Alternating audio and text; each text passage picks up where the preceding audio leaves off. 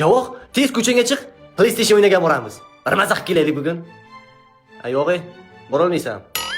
Ha, bo'pti. Aziz, tez 5 ga 5 sastav yig'or, kontrga boramiz. Bir mazaq kelaylik. Yo'q, xotining ruxsat bermaydi. Bo'pti. Shohruh, yur biletga boraylik.